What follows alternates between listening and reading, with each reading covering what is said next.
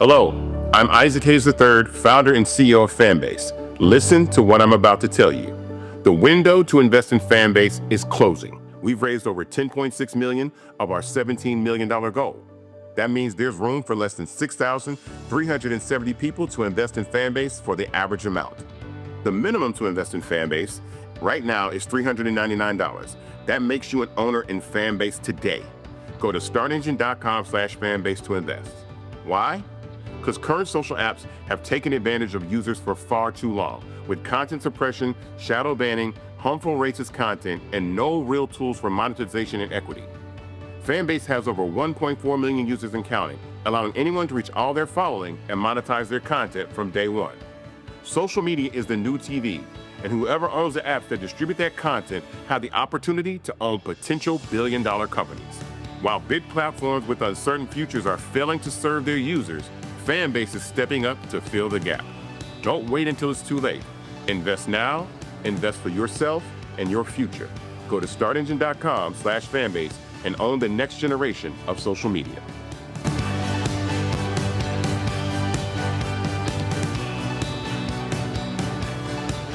Folks, Black Star Network is here. Hold no punches. I'm real revolutionary right now.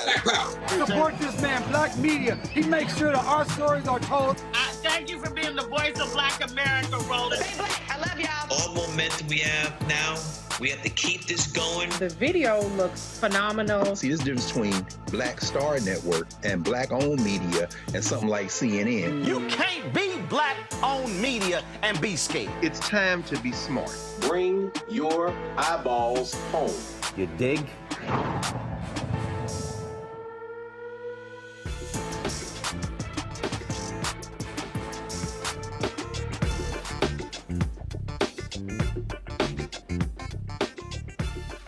It's Thursday, August 7th, 2025. I'm Dr. Gbenga Ajilore, filling in for Roland Martin today. Here's what's coming up on Roland Martin Unfiltered, streaming live on the Black Star Network.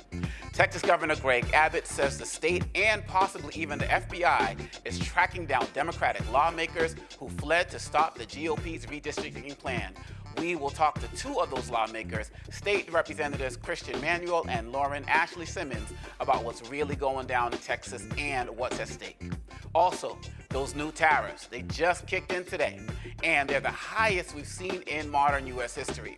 We're talking record high import taxes, what that means for your paycheck, your bills, and your business. Economist Gbenga Ajilore and supply chain expert Jennifer Barbossa will break it all the way down. And Defense Secretary Pete Hegseth is spending $10 million to bring back Confederate monuments. Yeah, you heard that right. We'll unpack the politics, the price tag, and the message behind the move. It's time to bring the funk on Roland Martin Unfiltered, streaming live on the Black Star Network. Let's go. He's got it. Whatever the biz, he's on it. Whatever it is, he's got the scoop, the fact, the find. And when it breaks, he's right on time and it's rolling. Best believe he's knowing. Putting it down from sports to news to politics. With entertainment just for kicks, he's rolling.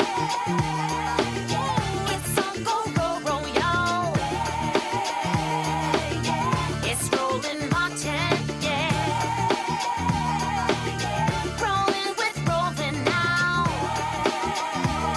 He's funky, he's fresh, he's real, the best, you know he's Roland Martin now.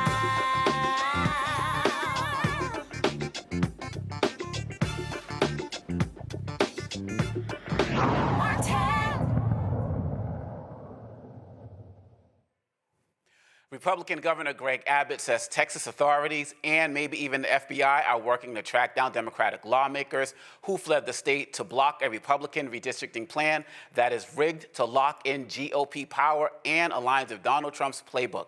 Senator John Cornyn claims the FBI is already helping, but legal experts aren't so sure. They say the FBI usually stays out of state political fights. Democrats are calling this a dangerous abuse of power and a threat to democracy. Joining us tonight, Texas State Representatives Manuel and Ashley Simmons. Thank you so much for joining us tonight. My first question off the top, Representative Ashley Simmons, how are you doing right now? Hanging in there. You know, it's an interesting situation to be in.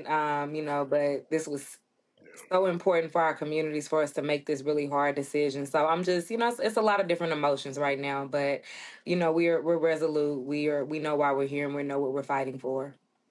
And Representative Ashley Simmons, when people talk about this idea of you all are fleeing, what does that conjure up in your mind? Because for so many of us, it conjures up this idea of these people are cowards. They're scared to take a stand. How do you want to reframe the vocabulary around this? So, you know, I like to be very clear. I'm from Houston, born and raised. I grew up in Third Ward. I've never run from a fight in my life. If anything, we're bringing the fight to the streets and going directly to, you know, Democratic governors and our colleagues who are elected officials in other states and Democrats to kind of spread the word. And I keep saying that Texas is the canary in the coal mine. This is not Vegas. What happens in Texas does not stay in Texas. And what Donald Trump is asking our governors to do, and in a way forcing our governors to do, will have nationwide impacts. It's not just the loss of 5 congressional seats and a racist power grab. It's what does that mean for the majority in Congress when our people are already suffering so much? And Representative Manuel, can you follow up on that? So many people talk about, oh, this is just a Texas issue. But as Representative Ashley Simmons is saying, this is a national issue. Can you talk about the implications of what you're doing nationally? And also let us know how you're doing personally. This has implications because it's going to change what kind of representation is there in the White House. And if there is investigations in the White House, or if there's investigations anywhere. How I'm doing is I'm resolved in what I'm doing. I'm here for the fight. I am hoping that we continue to be able to fight and stay out with the rest of our Democratic colleagues. But this is just a sham that is taking away voting rights from particularly Black and brown people throughout this state that is going to end up reverberating across the entire country. And people, when they're saying that we're fleeing, Rep. Simmons said it the best. We are bringing this to the people because we only had one hearing over these maps with 33 million Texans. So Texans don't even by and large know about this unless we did bring these to the streets and say we're not going to sit in this gilded palace and just sit here and say we know it all. We brought it to them. We're bringing it to the streets. This is something that they can't do, and this is something that we're going to continue to do as long as we possibly can.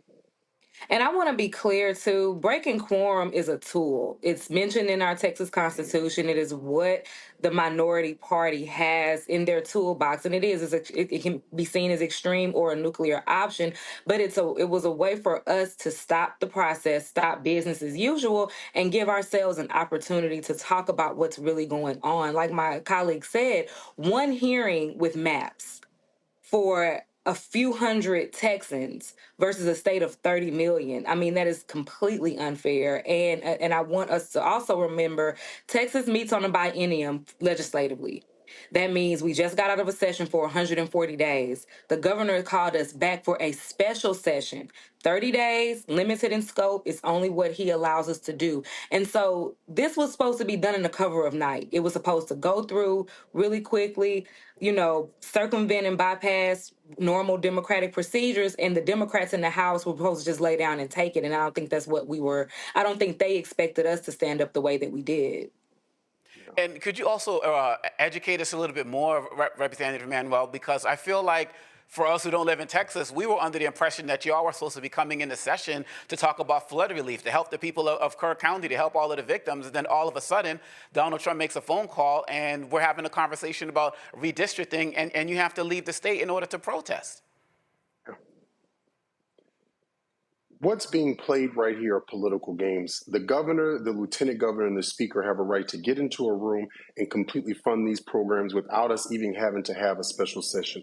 They could have done this weeks ago, but what they're doing is they're lying to people and they're telling people that we're not here doing our jobs. I lost 5 constituents from my area in this flood, so this is vastly important to me. We had the highest record of recorded rainfall in human history in Jefferson County during Harvey. So flood is on the top of my list and what I ran on when I ran for office.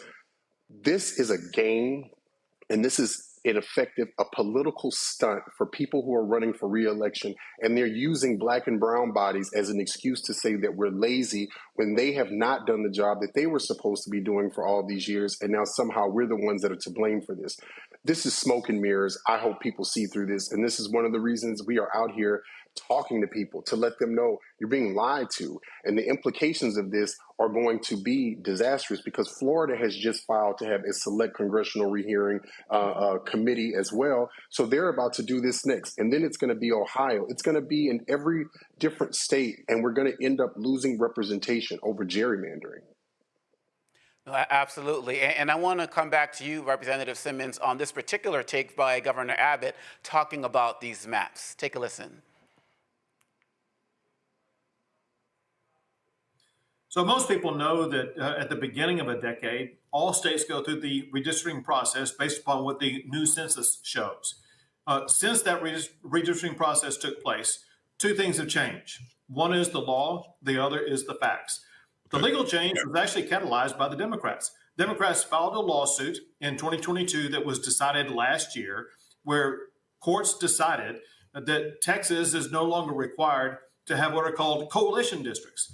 And as a result, we're able to take the people who are in those coalition districts and make sure they're going to be in districts that really represent the voting preference of those people who live here in Texas. And then the fact that's changed, we saw in the aftermath of the Trump election, that an overwhelming number of Hispanics and blacks, as well as others, chose to vote for Trump. 4 of the 5 districts that we're going to create are predominantly Hispanic districts. Right. They're going to have to be voting for Republican as opposed to Democrats. Democrats think they have an ownership right to voters who are Hispanic or black. They're now learning the hard way. Those voters are supporting Republicans. Representative Simmons, your response. So I'll go ahead and say this and try to keep it Christian and rated G as possible. Our governor has a very interesting relationship with the truth. And by what I mean is he's just flat out not being honest right here. And you can even look at the stats and the facts from the last election alone. First of all, Texas is not a red state in the way that we talk about red states. If anything, it's a non-voting state, right? We have millions of voters and people who are registered but who just don't come out. But on the other part of that, you can look and see the last election between Donald Trump and Kamala Harris and what those numbers were. And so what this picture that he's trying to paint is that they are entitled to do this because there are so many more Republican voters of color that have just popped up out of nowhere when the facts just don't show that. The other part of it is too, and I think he really casually leaves this out, is no, he's not doing this based on any other reason than Donald Trump calling him and saying, hey, I need 5 Republican seats because one, I know this big bad bill is going to be really bad for people, my constituents in general, who may not come out and reelect Republicans in 26. And I got to make sure I have the majority in Congress to not just bypass and pass more terrible legislation, but to also shirk accountability. And so, I hear what Governor Abbott is saying, but again, he's going to say whatever he thinks is necessary to mislead people and misdirect when the facts just don't show that. And what he's talking about with those last set of maps, yeah, they are under litigation, but what he's calling coalition districts, that's not a terminology that I would use. But what I will say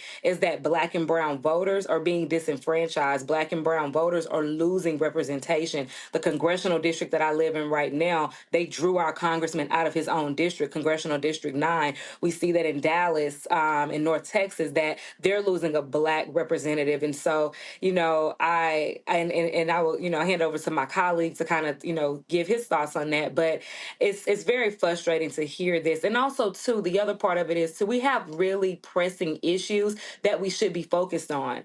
Mid-decade redistricting is just not a priority for anybody but Donald Trump. It's not even the governor's priority, because if it was, it would have been thought of way before we gavelled out on June 2nd. Mm-hmm.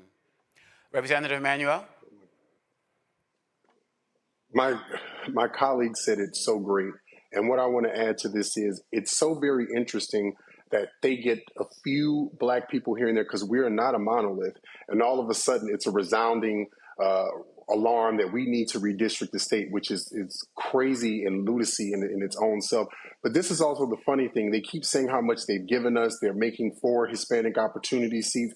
But what they're not also telling you is in these maps, they've taken out the economic engines from historically black districts, from 18, from 33, and economic engines are businesses that were in these communities that congressional members were able to go to and check on them and make sure they were doing the right thing. And they have taken those from both of those historically black districts and given them to completely different districts. How is that being helpful? How is that what Texans ask for?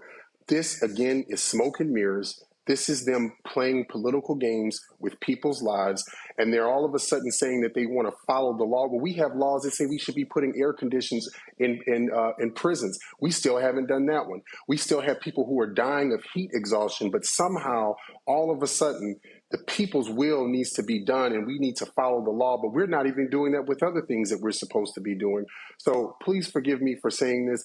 It's a sad day when people will use black and brown bodies to get their own political agenda and not care what kind of harm and what kind of devastation that they will leave us in, all for the tool of saying, all of a sudden now we want to win. No, they're scared that they know they're going to lose in this midterm and they're cheating to try to get ahead. In just this very short time, you've been enlightening us both with this information. I have a panel that wants to get in on some questions, but we're going to take a short break and get right back and introduce the panel because they would love to get some questions in with you as well. We'll be right back to Roland Martin Unfiltered right here on the Black Star Network.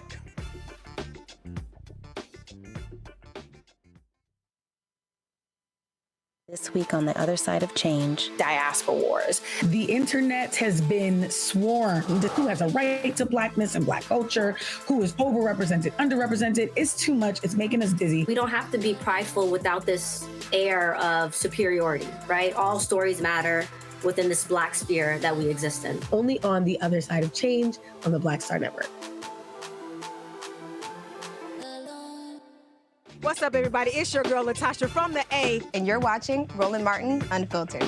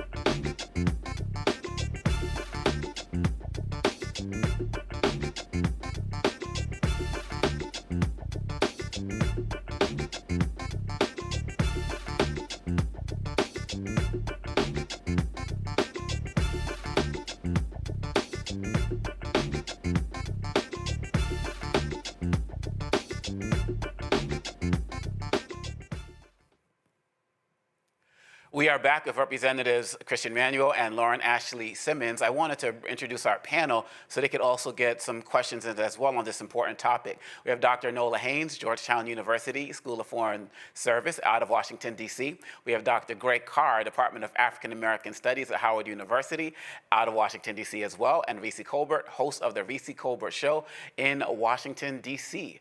Nola, your question. Thank you so much for this very... To say interesting isn't a strong enough word. My question is, Republicans have a way of messaging, and everything isn't always about messaging. But in this situation, when we're talking about winning hearts and minds, when we're talking about having Americans on Texas Democrat side, they've said two simple things: that you all fled, which is untrue, and that somehow you are doing a disservice to Hispanic Americans in Texas. That messaging is resonating. It's louder than the truth. So my question is, what are the three top things would you say in terms of why this is important? Because Democrats, sometimes we can get lost in our ideas and how we talk about them and how we talk to the American people. So what are your top three things you would say to the American people as to why this is important? And thank you for what you're doing. Thank you. I'll go ahead if that's okay, Rep. Simmons. I'll say for me, one is we have to show the commonality between everyone else. I come from a coalition district. I'm in East Texas. That used to be a real strong coalition district, and it has absolutely destroyed working class East Texans. The other way that I've also talked to people about this when I can is to show that we're not gaining Hispanic seats, we're not gaining Black seats. What we're doing is we're packing them into districts, and we're also separating them and causing them to have friction with one another. And another way that I have also tried to frame this to people is, you are literally giving away your voice and that with the way this process is going, it will take 4 black votes to equal 1 white vote in every election from this point going forward. That is less than what we were considered when we were slaves. And also, I have reminded people, I think we often go to the civil rights movement, and I'm not saying that there aren't parallels, but this is actually more in line with Reconstruction and how after slavery, when we started these processes, these were the kind of tools that were used to tear people apart and make them be separated. I think it's also hard because you're right, sometimes we do get in our own way. We need to be able to look to people who aren't politicians, who can help us explain to people in a way that we know their community is going to understand, because my community may understand me because they're used to me, but other people's community would hear it better from someone else. And we have to start having coalitions with people other than just elected officials, in my opinion. Representative Simmons, did you have anything you wanted to share on that before I toss it to Reese? Yeah, thank you for bringing up that point, Risa. That's not something that I had heard, mainly because our Mexican-American caucus, I think, legislative caucus has been pretty clear about how this actually weakens their voices representation-wise in a lot of ways. And it does dilute their power because what my colleague said earlier, they're being packed in some ways in some districts, and then they're also having their districts cracked. And what we talk about, when we talk about communities of interest, it's not always just along racial lines, even though what's happening right now is a racist redistricting. It's ensuring that people who share the same city council member, share the same school board member, share the same state representative, and possibly even state senator, communities raised are kept together in such a way that people are able to advocate for themselves. When we talk about government is simply about resource allocation. We pay taxes so that services are rendered. And what you want in a representative is somebody who can come from your area and say, listen, this is what matters to my people. When I talk about what's going on right now, in my House district, I have two historically Black congressional districts. Congressional District 18, that's my late soror Barbara Jordan seat. That district has been without a representative almost a year, almost 300. It's been about 200 plus days since they have not had a representative since Congressman Turner passed away in that seat. What that means for that community and that district is that we're heading into hurricane season, a season of natural disasters, and Houston, Harris County, Black folks in Houston, Harris County do not have a representative on the federal level to say, hey, look, this is what's about to happen to my people. This is what happens every single year during this season. We need to have boots on the ground. We need to make sure that resources are in place. And so I get it. I hear you. I'm a union organizer because, to be clear, all of us have full-time jobs. We're a part-time legislature. We make $7,200 a year. So I think for us, it's a little bit different because we're not just locked up in the Capitol day in and day out. We spend 140 days every 2 years in the legislative session, and then we are back at home in our districts working full-time jobs. We have criminal defense lawyers. I'm a union organizer. Christian is a community advocate. Like, we are on the ground. And so, things are a little bit different for us in Texas. And I know that there is a messaging problem, and we have to do a good job of that. But I think for us on the ground here, we see this and we feel this every day, and we're watching our communities go without, and we're watching our communities be left behind. The other part of it is, too, this is just something that is just abnormal. This mid-decade redistricting at the behest of a sitting president goes against everything that Texans are about. We talk about don't mess with Texas. Everything is bigger in Texas. Texas used to be its own country. And right now we're watching our governor basically pledge his fealty and act on behalf of the federal government. And that's just not something we do. And so, again, I hear it around the messaging aspect, but it's one of those moments where we stand to lose so much when we're already in the fight of our lives. And I just want to add this one last part. When this happened last time in 2003, when my congressional district was broken up, the person who did it, Tom DeLay, he went to jail because what he did was illegal. He spent time in jail. This, I get it is hard to sometimes convey because most people don't pay attention to politics, but this had someone have to sit in jail and they lost their freedom over this. Reese? Thank you both for your leadership. It's really just extraordinary, the sacrifice that it takes to try to ensure that there's some sort of fairness in the maps that are being completely just butchered.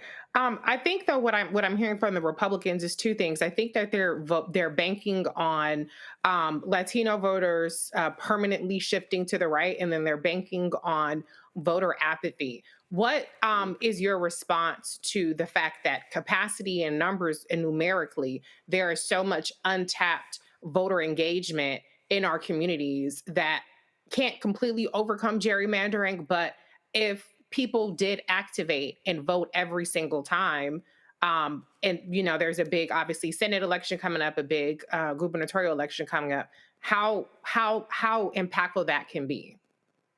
Yeah, I mean, absolutely. It's just a matter of going to people where they are and meeting them where they are. I won my election. I'm brand new to this. This is my first term in office. I won an election. I beat an incumbent that had been in office since 2017, and we didn't do anything new. We didn't reinvent the wheel. We knocked on people's doors. We talked about the issues that matter to them, and I explained my platform and what it meant for me to be their state representative. There's a lot of different pieces here, and there's a lot of things that we can work on. One, foundationally, and this is something I talk about with public education all the time, is that people just really don't understand the function of government on any level. And so we spend a lot of time saying, hey, look, we can't fix your potholes. We're not your city council member, but we can make sure we can possibly file some legislation about it. And so helping people understand that whether or not you're political, that if you drink water, breathe air, send your kids to a public school, or don't send your kids to a public school, drive down your road and you don't like potholes, government is deeply intertwined in your everyday life. And so we have to do a better job of making sure that we're not running races based on popularity and personality, and that what it means to have somebody who's elected in a position that can advocate for your needs and that can advocate for your rights. And I do think, with this, that Trump really overplayed his hand. And I'm interested. I think it's what's kind of blowing me and my colleagues' mind is our Republican colleagues haven't said a word about this. Like this is indefensible. They have not been able to defend it. So I'm like, oh, they said that, because when from the hearings to the floor, they have not said a word, because they will literally tell you, we don't really want this either, but what we are not going to do is book Trump. And we saw this when we passed school voucher legislation. Many of those rural communities did not want their Republican representative to vote for vouchers. Trump got on the phone that morning, our governor put him on speakerphone, and every single one of them except for two voted for that legislation. So we're just having different conversations here at home, because I'm telling y'all, they can't defend it. I have not heard a good defense of this map yet. I mean, you can even watch our hearings and see how quiet they've been. I will also say, I think one of the biggest problems is that sometimes we forget is that we have coalitions. They only have one type of person, and they are voting on one issue, whichever issue it is that they can get them riled up on. And I'm not trying to give an excuse for that, but that is where we need people to start doing more. When Black people wanted to vote, we didn't give it to a few. We understood it was for all of us to have to come together and do something.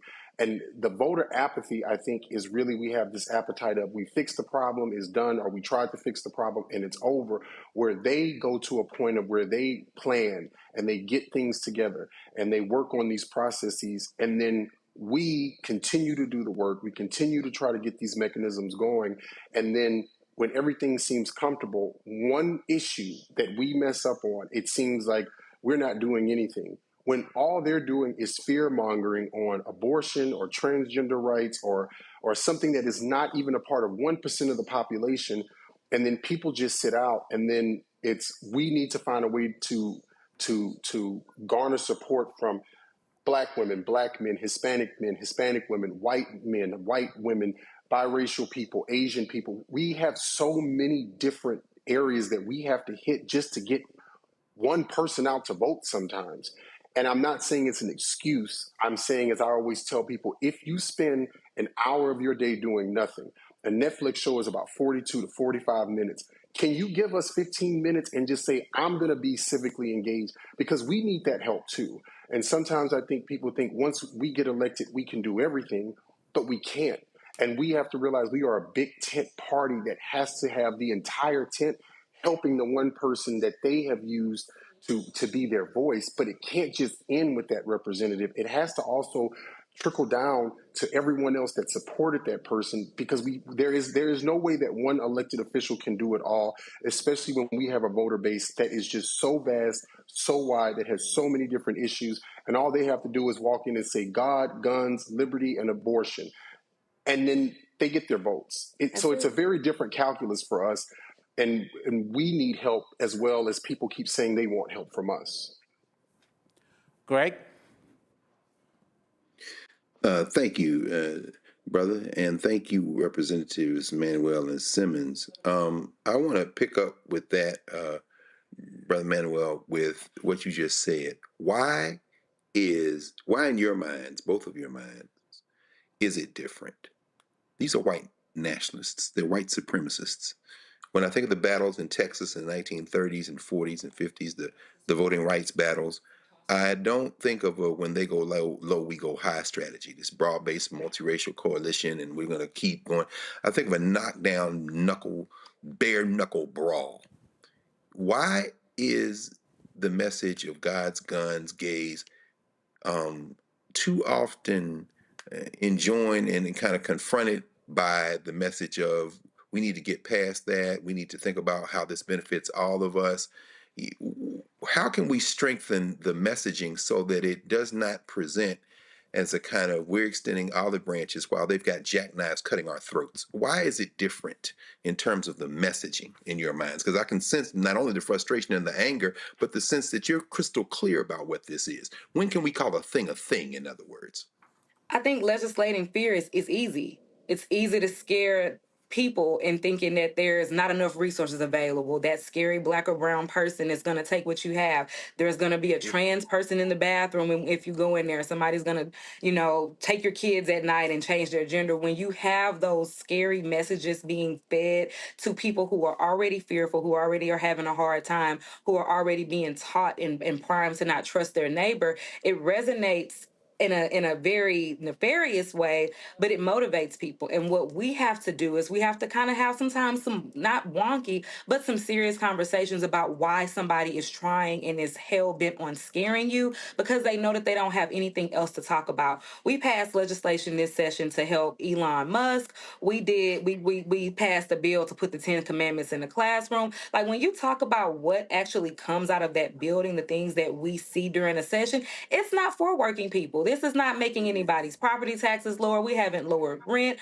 We haven't made college more affordable. We haven't done any of that. And that's the thing, what happens in Texas is they don't go home and run on that. They run on the fear, because they know if you start getting into the weeds of, well, why did you vote for a capital gains tax break when you have no billionaires or no wealthy people in your districts? And they don't really have an answer for that. And so we have to have those conversations that sometimes are not as sexy. They're not as engaging. It doesn't rile you up to say, hey, look, you know what would make your life better? If the minimum wage was raised from $7.50 to $25 an hour. You know what would be really amazing is that if every time it rained, your child's school didn't flood or it didn't leak, or that a random person can pick up a gun and come in your baby's classroom and murder every single child in there. Like, those are the things and issues that we're fighting for. And we have to really be very, very, very honest about the average voter, the average person. And I say this as a person who runs in a safe election. My seat is gerrymandered in such a way that it's very, very top heavy with Democrats. So my election for me pretty much is done in the primary. I run and I'll have a Republican opponent in November, but it's just not, feasible for them to win. And so the conversations that I can have with my primary base, who are dialed in, who are paying attention every day, are very different from the average person that I have to talk to during my general election, where they want to know, why is my rent high? Why is my rent high? Why is my car note significantly higher? Why is, A, B, C, or D happening? And so I think really just being able to have, like I said, a very, very honest conversation. And I don't want to ever go as far as saying that people are not educated and people don't want to understand. People are tired. They're overworked. They have children. They have care. They have adult parents to care for. There are so many different things that people have to give their undivided attention to on a daily basis. And I think at its core level, people just want government to work well. And that's what it should be. You should be able to pay your taxes and be assured that those services are going to be rendered at the end of the day. And right now, now we have just not had that in so long that politics unfortunately becomes something of an entertainment factor when it just really should be about what are the best policies and who is the best person to do this job. Representatives Christian, Manuel, and Lauren Ashley Simmons, thank you so much for coming on to the Black Star Network. Please keep us posted and know that you have a powerful voice here always. Thank you so much. Thank you for having us. Thank you. And we'll be right back with more Roland Martin Unfiltered right here on the Black Star Network. Next on the Black Table with me, Greg Carr. The United States is the most dangerous place for a woman to give birth among all industrialized nations on the planet. Think about that for a second. That's not all. Black women are 3 times more likely to die in this country during childbirth than white women. These healthcare systems are inherently racist. There are a lot of white supremacist ideas and mythologies around Black women, Black women's bodies, even Black people, that we experience pain less, right? Activist, organizer, and fearless freedom fighter Monifa Akinwole Bandele from Moms Rising joins us and tells us this shocking phenomenon, like so much else, is rooted in unadulterated racism. And that's just one of her fights. Monifa Bandele on the next Black Table here on the Black Star Network. This week on the other side of change. Diaspora wars. The internet has been swarmed. Who has a right to Blackness and Black culture? Who is overrepresented, underrepresented? It's too much. It's making us dizzy. We don't have to be prideful without this air of superiority, right? All stories matter within this Black sphere that we exist in. Only on the other side of change on the Black Star Network. What's good, y'all? This is Doug E. Fresh, and you're watching my brother Roland Martin Unfiltered as we go a little something like this. Hit it. It's real.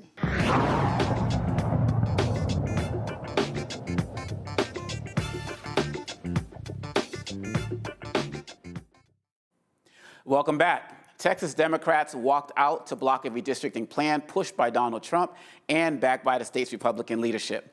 But leaving the state hasn't been cheap. Representative Wu says he and about 50 of his colleagues have been relying on support from the Democratic caucus to cover hotel bills, and now they're asking the public for help. With no end in sight, this walkout could last weeks, maybe even months. They're counting on small dollar donations and support from Beto O'Rourke's group, powered by people, to stay in the fight. But Republican Attorney General Ken Paxton is now investigating Beto's group, accusing them of bribery. Beto calls it a political stunt, saying it's just more fuel for supporters to dig in and keep the momentum going. They're trying to stop the consolidation of authoritarian power in America as Trump and Greg Abbott and Ken Paxton and the Republicans in Texas, thick as thieves, try to steal these 5 seats in Texas. Donald Trump said the FBI may have to get involved with helping Texas Republicans arrest Democrats who left the state to block a plan to redraw electoral boundaries. Asking for your help to force Democrats back to the state and hold them accountable. Do you want the federal government and the FBI to help locate and arrest these Texas Democrats who have left the state? Well, I think they've abandoned the state. Nobody's seen anything like it, even though they've done it twice before. And in a certain way, it almost looks like they've abandoned the state. It looks very bad. Yeah, go ahead, please. Should the FBI get involved? Should the FBI get involved? Well, they may have to. They may have to. No, I know they want them back. Not only the Attorney General, the governor wants them back. If you look, I mean, the governor of Texas is demanding they come back. So a lot of people are demanding they come back. You can't just sit it out. You have to go back. You have to fight it out. That's what elections are all about. Yeah, please. Thank you so much, President. Texas Governor Greg Abbott is now targeting Democratic State Representative Gene Wu, threatening to have him removed from office for refusing to return to Texas. Wu, who joined fellow Democrats in fleeing the state to block a Trump-backed redistricting plan, says he is standing firm. This should be reflected here. And then you have Indiana Republican Governor Mike Braun saying this morning, talking a little bit about redistricting ahead of his meeting with Vice President J.D. Vance. Let's listen to that. Here in Indiana, we've become more Republican over time. And these maps probably need to be looked at anyway. I'm going to be listening to JD today and our two leaders of the legislature as well, and we're going to have that discussion. What do you say to that? I would say that this is very dangerous, that everything we're doing right now smacks of the Cold War. And what we're talking about is launching nukes at each other. And ultimately, it will be the American people who are hurt. Because if this happens at every time we change presidents, every time parties take power, this will never end. Democrats have no choice but to respond to this in the same way. If you launch missiles at us, we have to launch missiles at you, and it will never end. All it will end is our country in ruin. And what people need to do now is speak up and tell everyone to stop it. The Democratic states, the blue states have said, we would only do this if they fired first.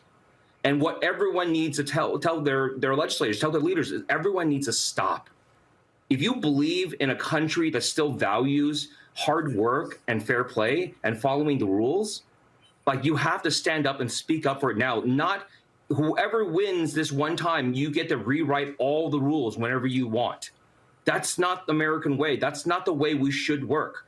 And if we don't fight against that now, once this happens, that's the end of our democracy. That's the end of our republic.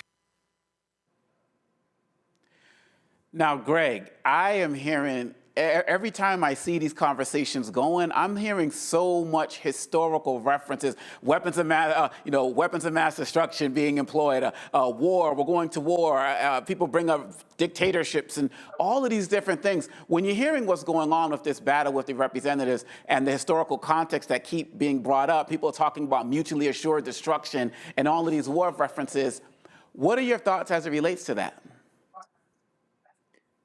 Probably the same as yours. Doc Omekongo. Same as yours, the same as we've been saying all along. At the end of the day, Representative Wu's not wrong. It's the end.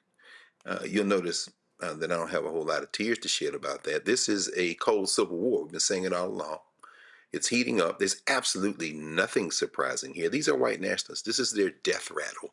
It's the end of the white republic. Now, what will replace it remains to be seen. We know specifically in this context that the next step will be the federal courts. The question will become whether or not the maps as they exist now will be left in place while this works its way through the courts. I expect that a federal district court would probably issue an injunction. The racist state of Texas is in the increasingly racist and white nationalist Fifth Judicial Circuit, which that circuit court might overturn or release that stay, remove that stay, and then it'll be on the docket to the increasingly white nationalist U.S. Supreme Court.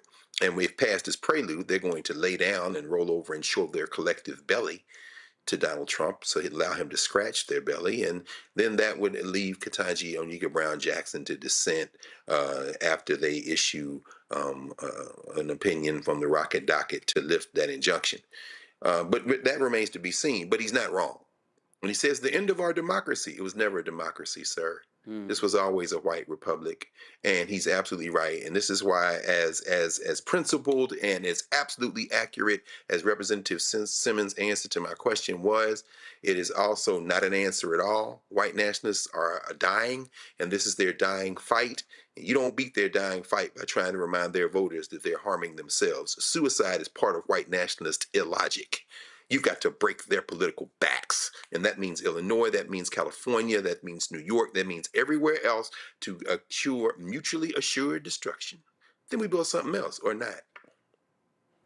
That's deep. That is so profound in what you're saying. And VC, I'm hearing all of these conversations about, we need Democrats to fight back. We need Democrats to fight back. And now we're seeing in some states with Pritzker and in California and New York, people are talking about fighting back.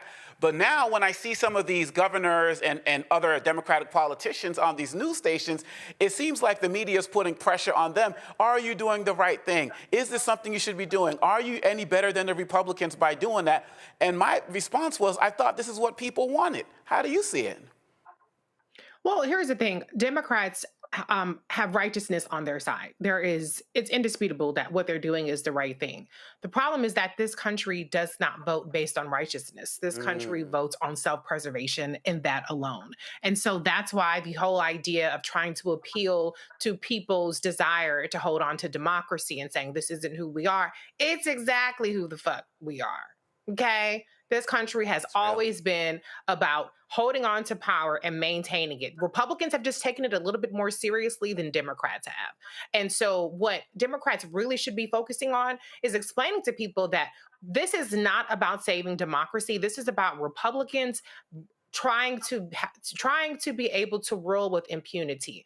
The reason why Republicans are doing this right now is because their policies are shit. It's because the big, beautiful bill is going to make more people homeless, is going to strip tens of millions of people from their health care, and they're going to undo every single investment, as Representative Simmons said, the government is about investment in the American people, and divert all of the money from the federal government to the pockets of the wealthy. So when Democrats get real about what really animates and motivates the American people, maybe they can make some headway. They're not going to ever be able to get MAGA to switch, but they can maybe get some of those 89 million sorry ass motherfuckers who did not vote.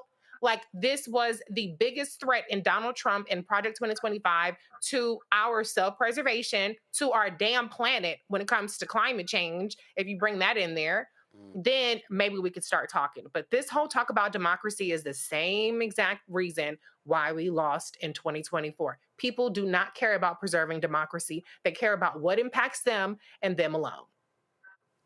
I hear that. I received that for real. Nola, sorry. They talk so much about we have laws and we have a nation of laws, but what Trump has revealed to us is that we don't really have laws when it comes to certain things. We have norms.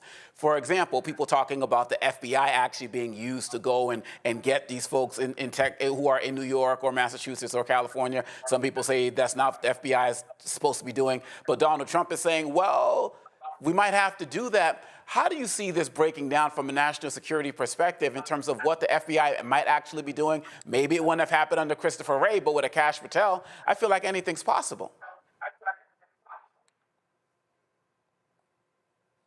I think you're muted. I am. Oh, God, thank God it's you and not Rolling. Don't worry. I done seen those videos too. We're good. Cuss out, Nola. Oh, Lord. So, there,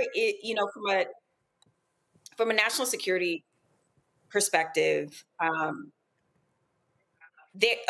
me back up a little bit. A lot of Americans don't realize that the FBI is under the DOJ. Now, we are talking about agencies that are perceived to act independently.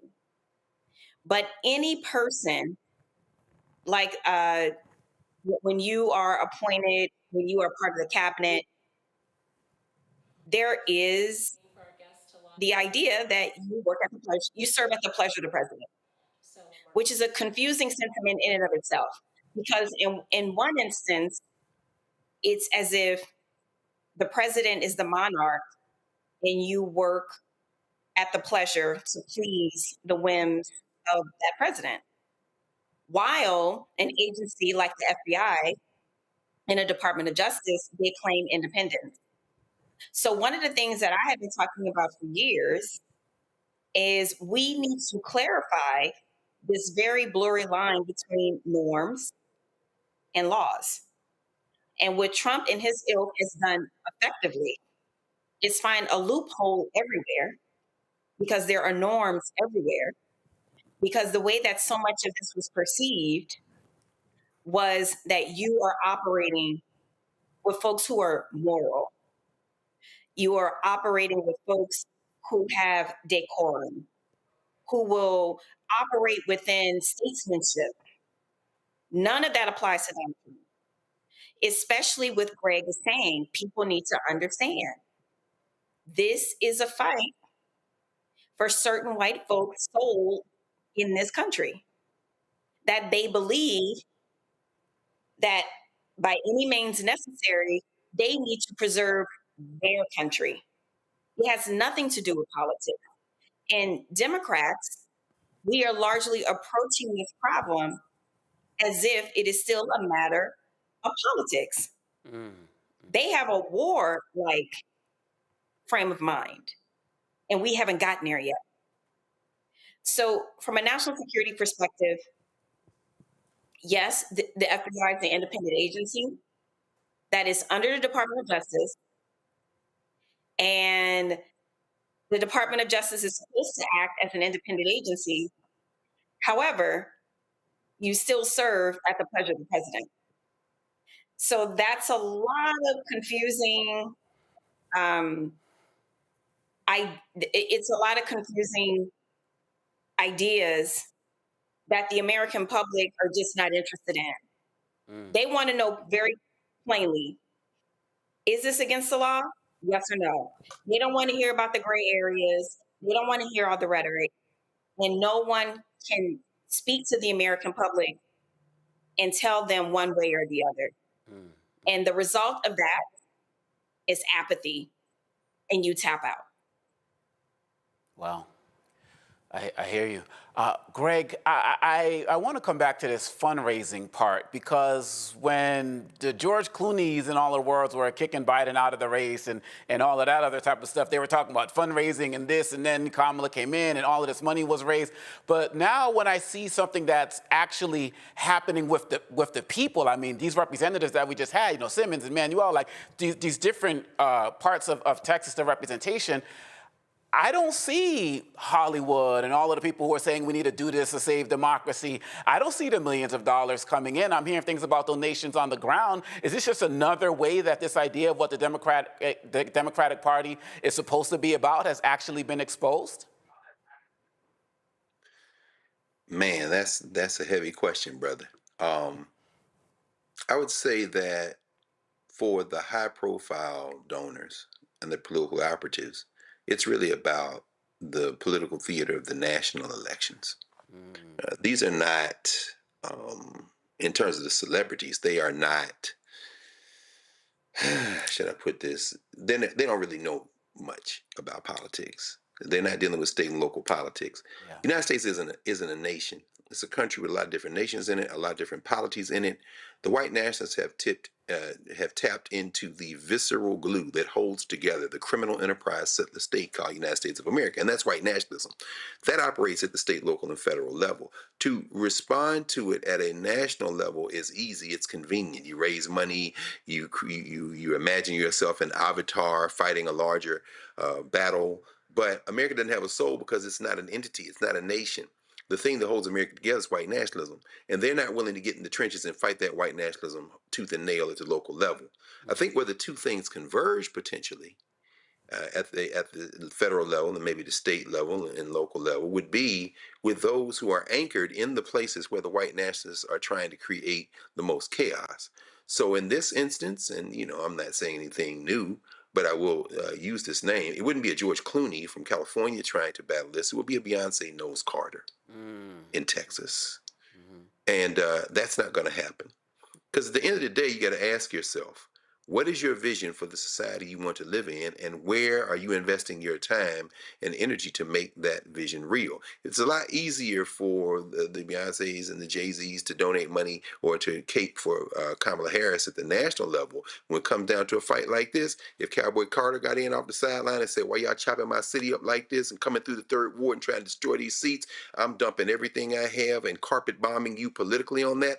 Oh, I'd like to see that. And maybe to come to that one day, but I have no real faith that it will, because I understand the United States of America, and it's coming apart at the seams because it was inevitable. Wow. So Reese, if what Greg is saying is true, the Megans, the Beyoncés, may not get off the sidelines. Exactly. What happens here? I mean, these individuals are leaving their homes. This week was the first day of school for some of these representatives' children in Texas. I remember seeing a story about Representative Ramos, who has a daughter with a medical condition. If they're trying to do this off of small donations, and this is supposed to possibly lasting weeks, are you optimistic about what's going to happen here? Are they delaying the inevitable? Because one thing I noticed about Trump, as crazy as everybody says he is and all of the deranged things that he does, one thing is he is very patient. He talks so like he's always in a rush, but he's very patient about waiting things out. And it feels like this is something he feels very comfortable that they can wait out. But can the Democrats, can they afford to do the same if it continues to go like this? Do the big names need to step up, or are we just on our own here? Well, I wouldn't say that Donald Trump is patient. I would say that Republicans are relentless. And they will keep at it and keep at it and keep at it, whereas Democrats will, pack their bags and go home and be like, oh, well, I don't know, but we tried. Better luck next time. Better luck in 4 years. And so that's the big difference. And then, to Dr. Carr's point, we have celebrities and Democratic donors who they show up for moments. Whereas on the Republicans, they invest in movements. And movements aren't always about the splashy moments that you have. They aren't always about, like, for instance, when we reorganized around viral headlines or like around national elections. They will pick a Charlie Kirk who was a high school kid and dump millions of dollars into him and build an empire around that. And Democrats and people of conscience, as I like to say, just don't have the patience. They don't have the willingness to invest in movements in the same way. Then you have the purity politics of it all. Then you have, you can't take PAC money. You got to have small dollar donuts. And can I get $5? Can I get $5? And people ain't got $5 right now. The economy is tanking. 300,000 Black women have lost their jobs. And so we're not well primed for this moment. Republicans have Project 2025. They've been playing the long game. They did the long game on Roe v. Wade. They're doing the long game on the Voting Rights Act, the long game on Civil Rights Act. And we are constantly fucking winging it with hardly any resources, trying to play catch up, trying to make $1 out of 15 cents. And so I don't want to say anything to undercut or diminish the power and impactfulness of what these Texas Democrats are doing. But what I will say is that Democrats cannot put all their eggs in these sorts of tactics and this kind of basket. Democrats need to get real about the billions of dollars it's going to take and the decades it's going to take starting yesterday to undo all this. And they need to start getting real about the fact that a lot of people in this country don't give a damn about the laws versus the norms. Donald Trump was reelected with 34 felony convictions and 80-something indictments. The law is beside the point when people support what you're doing. And I know it's not everybody, but unfortunately, the plurality and the votes that you need are for the white nationalists, or for whiteness, for carnage and destruction. And other people won't get off their ass and get in the ball game. So I'm just saying, what are we doing, Democrats? It can't just be this. It can't just be having individuals sacrifice their livelihoods, hide out in hotels, which I applaud them for. There has to be a bigger, more comprehensive and well-invested plan to counteract what Republicans are up to. Yeah, it's so interesting that you say that. We talk about Beto O'Rourke is funding, his PAC is funding. I don't hear much from the Stopping Oligarchy tour with Bernie Sanders. I'm not hearing much from the DNC as relates to this fundraising as well. And so I think you bring up some really good points that we have to continue to call out the leaders, or the so-called leaders at the top, in order for us to make this change. And of course, we're going to continue having this conversation right here on Roland Martin Unfiltered, but we'll be back with some more breaking news and some more stories of the day right here on Roland Martin Unfiltered on the Black Star Network. On the next A Balanced Life with me, Dr. Jackie, we're talking about leveling up, or to put it another way, living your very best life. How to take a bold step forward that'll rock your world. Leveling up is different for everybody. I think we fall into this trap, which often gets us stuck because we're looking at someone else's level up journey, what leveling up means to them. For some, it might be a business venture. For some, it might be a relationship situation, but it's different for everybody. It's all a part of A Balanced Life. That's next on Black Star Network. This week on the other side of change. Diaspora wars. The internet has been swarmed. Who has a right to Blackness and Black culture?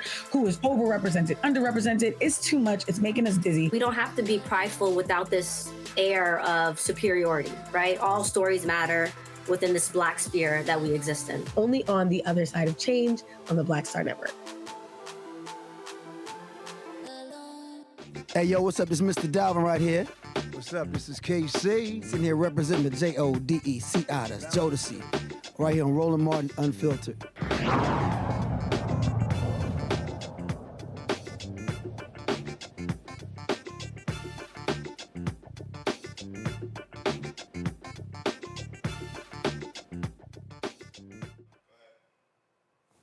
As I mentioned, we were talking about funding organizations and funding representatives, and we're going to stay with this concept of funding, but switching it to a little bit of a different topic here.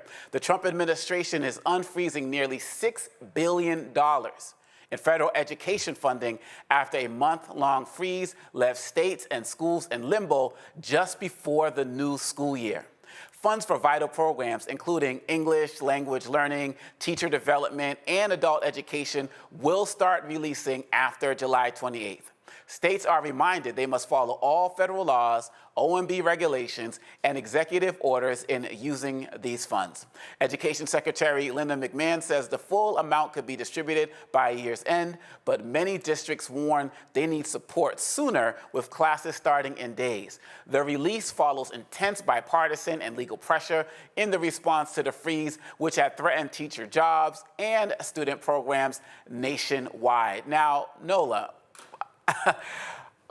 when I saw this story, it really made me, it's sad, but it made me say, this is what we try to tell you. You know, here we always talk about hashtag we try to tell you, because everything that these teachers, these families, these educators are asking for, this is what they would call woke. Right? And we need after school programs. Oh, we need help for our kids who need occupational therapy in our school. We need the funding for this. When we would talk about these things, they would call it woke, but now it seems that they're kind of messing around and finding out themselves. How do you see it?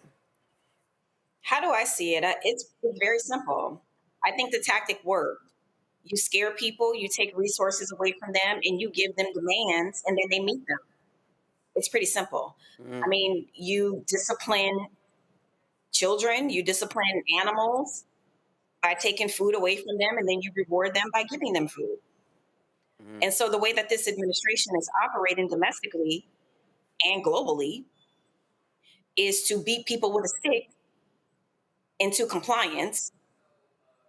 And sadly, it's working.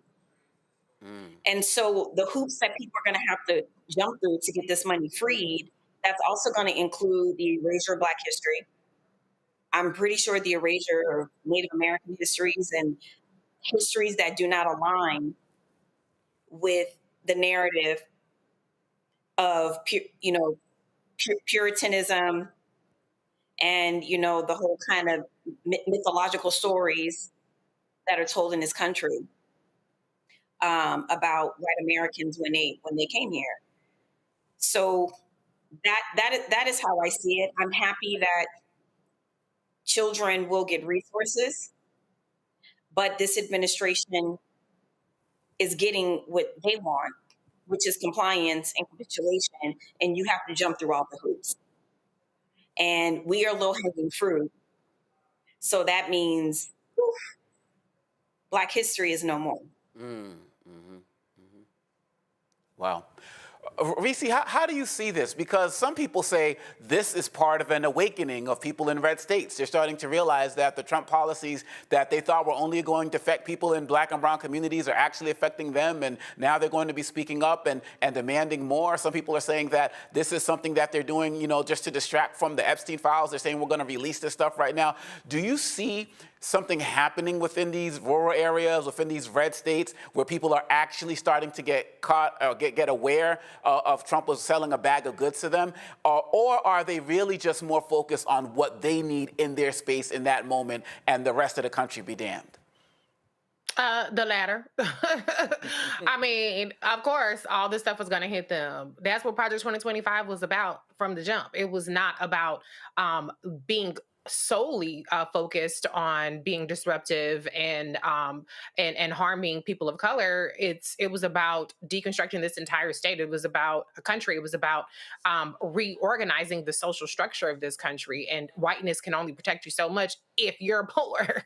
And so, yeah, they're starting to realize that these policies are harmful across many sectors. When you're talking about farmers, when you're talking about, people who have small businesses that are being hurt by tariffs, when you're talking about people who their diabetes medication going back up and all kinds of things. But is that going to give them a come to Jesus moment?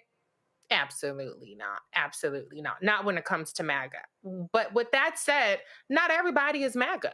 And so there are plenty of people in red states. I brought this up with the representatives earlier that don't vote. I mean, red states have some of the lowest voter turnout. And in many of these states, for instance, states that have high Black populations, their voter turnout, activating that capacity can make the difference. That can mean the difference between having 2 Republican senators and having 2 Democratic senators, between having a Republican governor and having a Democratic governor.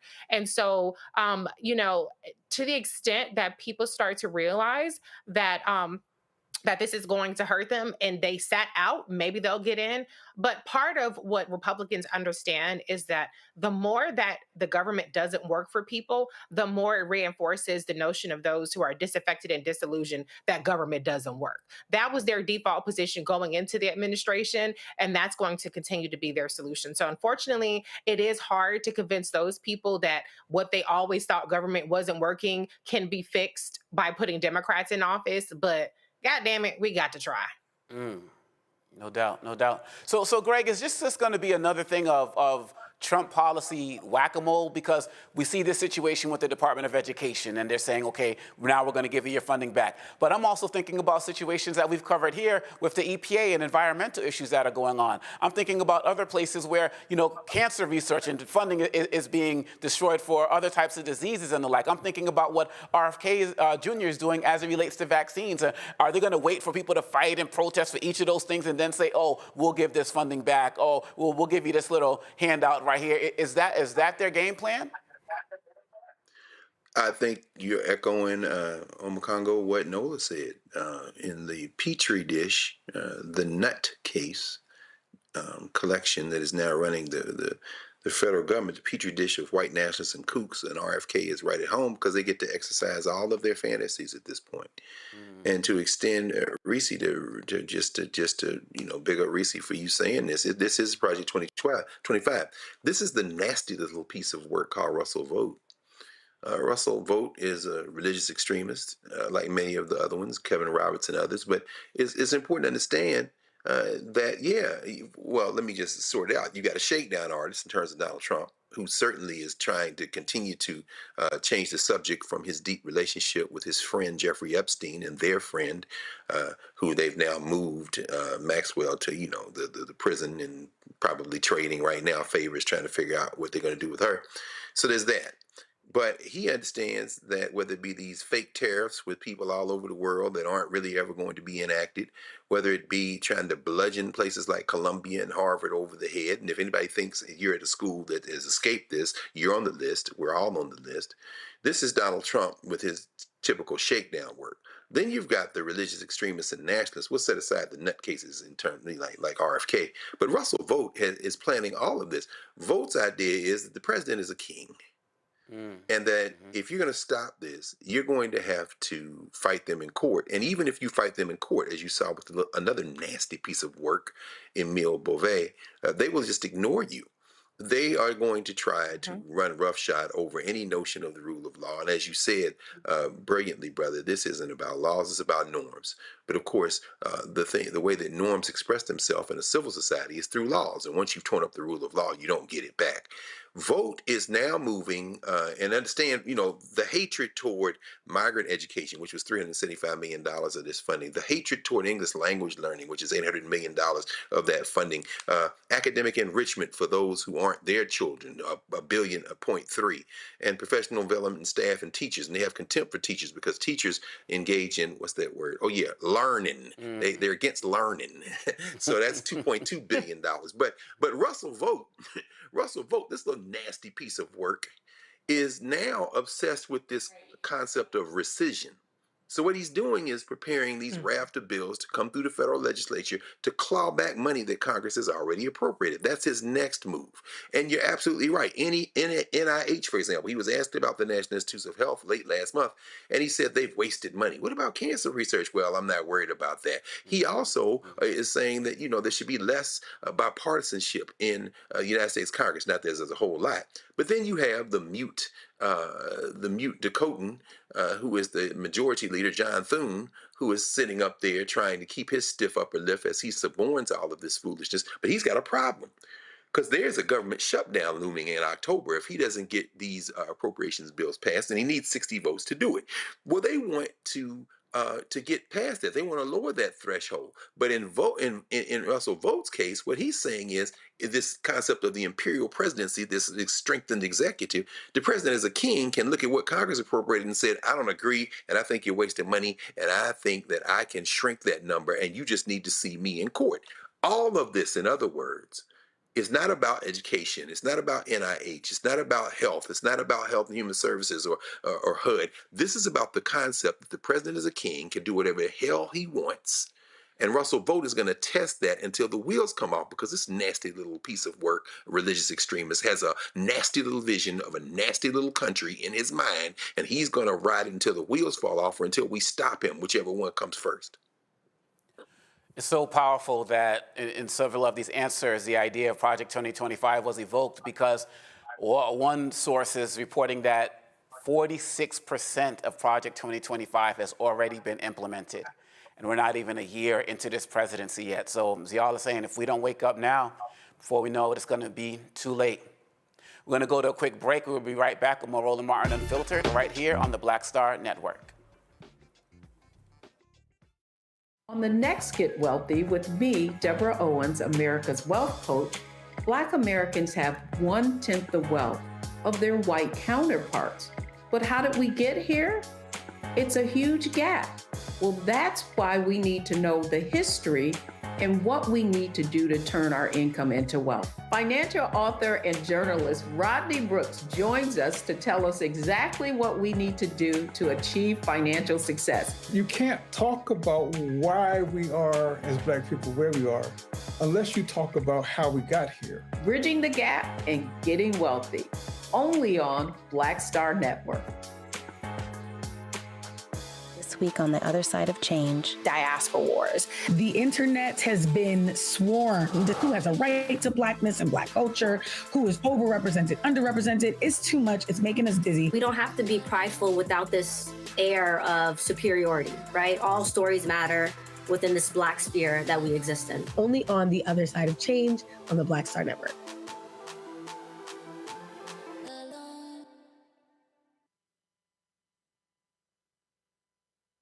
Hello, I'm Marissa Mitchell, a news anchor at Fox 5 DC. Hey, what's up? It's Tammy Roman, and you are watching Roland Martin Unfiltered.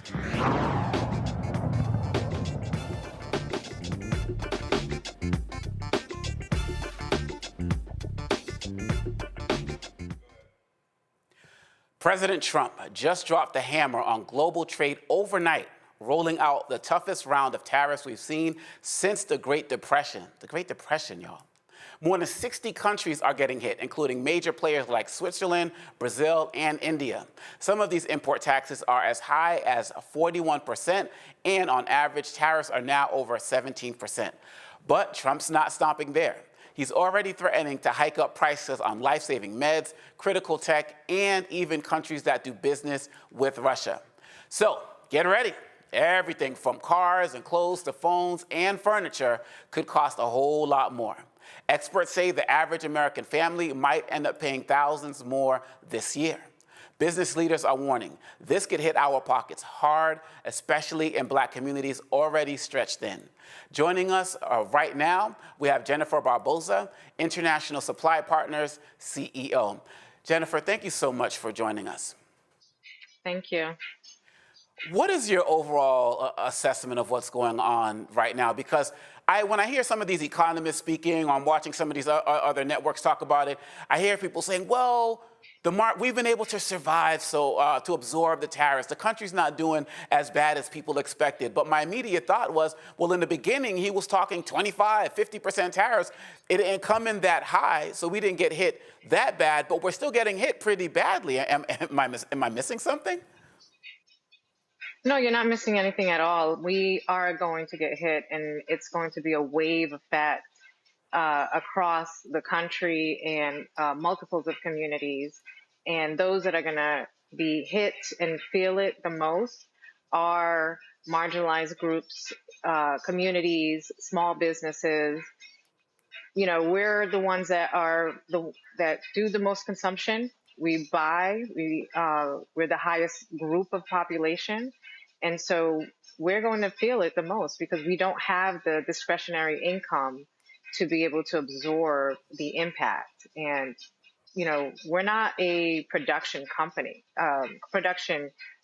We're a consumption country.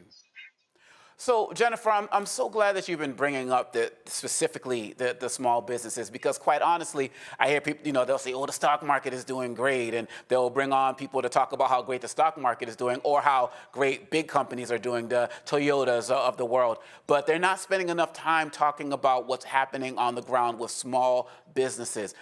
Can you share what you're seeing and what you're experiencing? Well, first of all, we're not on the stock market. So we're not going to be able to have the power and volume of investors to be able to leverage resources and funding to be able to respond to what's going on with tariffs.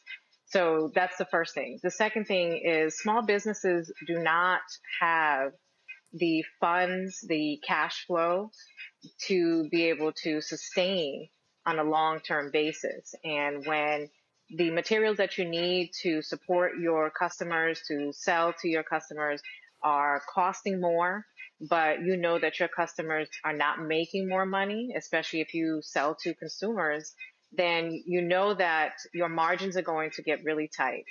And then you're going to have products sitting at the port. Every day that you have to wait for your products to come in is more money that you are losing, because how are you going to continue to transfer those increased costs to your customers? At some point, they're going to stop buying. And we're going to start seeing that more and more. And I intend to expect that coming through the holidays and as time progresses. Well, Trump has been very vocal about this tariffs. Let's hear a little bit about what he has to say, and then we'll bring the panel in on the other side. Doing these things now in the United States instead of other countries, faraway countries. This is a significant step toward the ultimate goal of ensuring that iPhones sold in the United States of America also are made in America. With the mass infusion of capital it's announcing today, Apple will also build a 250,000 square foot server manufacturing facility in Houston and invest billions of dollars to construct data centers across the country, from North Carolina to Iowa to Oregon. That's big stuff. Apple will also open state-of-the-art manufacturing economy. It's going to be a manufacturing academy in Detroit, and that's a great place to do. You know, big things are happening in Michigan and Detroit. They're coming in because of what we've done with the, I call it the Great Big Beautiful Bill. I added one word, great. But we have probably the biggest, most comprehensive piece of legislation ever passed. It's going to mean unbelievable numbers of jobs, and no jobs on, think of this, whether it's tips or overtime or Social Security, no tax. So no tax on tips, no tax on Social Security, no tax on overtime. And there's just a small bit of it. For Apple and others, businesses, we're talking about the deductions and all of the things. And actually for people that go out and buy a car, first time it's ever been done, we talk about deductions for companies, but they're going to be able to deduct interest when they borrow money to buy a car, if it's made in America. It has to be made in America. So it is amazing. And one of the reasons I think I can say that Apple's coming here is the legislation we just passed with this kind of investment. Apple will also open other facilities, rare earth magnets from Texas and build, oh, I love that you're doing this. I love that. I love that. And build a brand new rare earth recycling line in Mountain Pass, California. I know that area. That's where they have a lot of truly rare earth. That's fantastic. I love that. And Apple will help develop and manufacture semiconductors and semiconductor equipment in Texas, Utah, Arizona, and New York. For years, Americans have watched as many of our leading tech giants built their factories overseas and exported American jobs abroad. But under the Trump administration, we're doing everything possible to make this the best place on earth to build a factory or grow businesses. I'm allowing them to build electric producing plants with their factory, because otherwise they'd have to hook into the grid. And I think it's one of the biggest things we've done, where you can build, Tim, your own electricity. You become your own electric manufacturer, and that goes along with the plant. So you become a utility. So congratulations, now you're in the utility. I hope they don't value your company based on utility, but that's okay. You're going to be making your own electricity, and as you probably know, for much of this and many of the things that we're doing, especially the AI, they would need actually double the electricity that the country now produces for everything. So it's massive electric, and they're going to be able to make their own, and they're getting very fast approvals. Lee Zeldin is doing a fantastic job, including with a 100% expensing on the one big, beautiful bill. In return, we're asking our businesses to invest in America, and they're coming in at levels that we've never seen before. So I don't know when it shows up, but there are a lot of factories and a lot of plants that are either under construction or soon will be starting construction. So can't tell you exactly when, but I want to be around in about a year from now and 2 years from now, because we're going to see an explosion, I think, like this country has never seen before. Never. Today's announcement is one of the largest commitments in what has become among the greatest investment booms in our nation's history, and we've got the hottest country anywhere in the world. You know, I told you the story that, and Tim, I'll tell you, but I went to the Middle East, and I was with Qatar, I was with UAE and the King of Saudi Arabia, all great leaders. And then I went to NATO and saw many great leaders, and we just finished that about 4 weeks ago. Virtually everyone said, in effect, that we were a dead country 1 year ago. America, this was a dead country. We were dying, we were dead. And now you've got the hottest country anywhere in the world. This would have never happened except for certain people. Thank you very much. I appreciate it. NVIDIA is investing $500 billion to go along with Apple's $600 billion. $600 billion. Micron, great company, is investing $200 billion. IBM is investing more than $150 billion. SoftBank is investing substantially more than $100 billion. TSMC is investing $200 billion. Johnson & Johnson, $55 billion. Merck, Stellantis, and General Motors are putting many, many billions in. They haven't determined the final number. And many other countries are investing tens of billions. And I'm not going to give you the whole list because the list is too long to read. But it's hundreds of billions and even trillions. I mean, it's trillions of dollars that's being invested right now. Last week, it was announced that our economy grew at 3% in the second quarter, and consumer confidence is surging. Blue-collar wages are rising rapidly. Costs are way down. You know, I listen to these horrendous frauds on CNN and various other fake news networks, and they say costs are up. No, costs are down. Gasoline is down. It's going to soon, I believe, be less than $2 a gallon. It's around $2.40 right now, many places, other than California where they tax you out of business, but and a couple of others. But gasoline is way down. The price of groceries are down. How about eggs? When I first came here, my first week, the press hit me very hard on eggs. Eggs had quadrupled or something. I said, I didn't know about it. Give me a chance. I've just been here for 4 days. Well, eggs are down. Everything's down. Price is down. The only thing that's up is stock prices. That's really up, and that's through the roof. The stock market has been hitting all-time records, all-time highs. Last week, it was announced that our economy grew at levels that we haven't seen in a long time. But the real levels of growth are going to be judged in a year from now when you start seeing some of these incredible plants, because we have car plants opening. They're coming in from Canada, from Mexico, and from all over the world. And they're coming in because they like the way the election worked out, but they also like the fact that they don't want to pay tariffs. And the tariffs, I think, we're taking in hundreds of billions of dollars in tariffs. I won't be so specific other than to say, because we don't even know what the final number is. We just made a deal, as you know, with the EU, where they're paying hundreds of billions of dollars.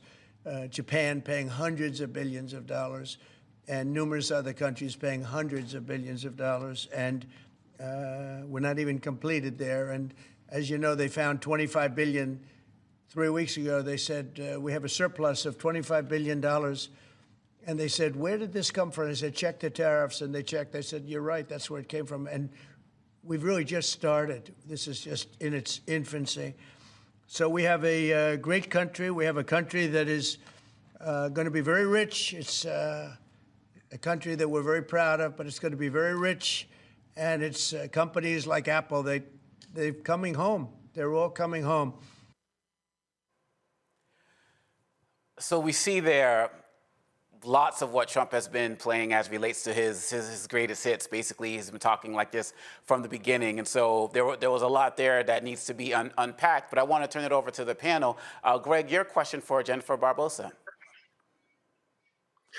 Hey, Jennifer, my question has to do with what you think the short and then longer term future of the international economy is, as countries like Brazil, countries like India, where Modi has said would never capitulate, countries like China, which are probably going to attract some of the smaller Pacific Rim and Asian countries like Cambodia, who may start doing business with them more.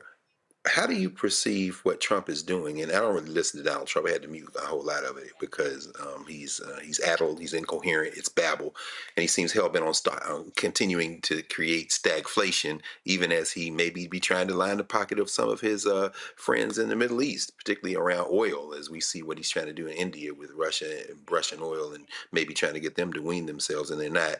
What's your sense of what this economic suicide by the President of the United States? It's not at all clear whether it's legal or not, whether it will stand. It's working its way through the courts. But let's say that it does sustain itself.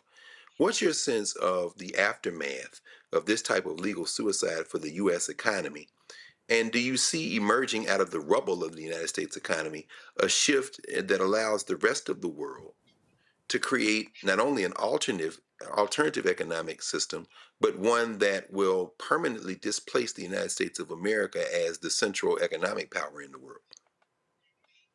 So I have the honor of sitting as a co-chair for the Global Opportunities Committee under the Atlanta Black Chamber. And what we do is we focus on leveraging connections between international businesses, particularly in the African diaspora.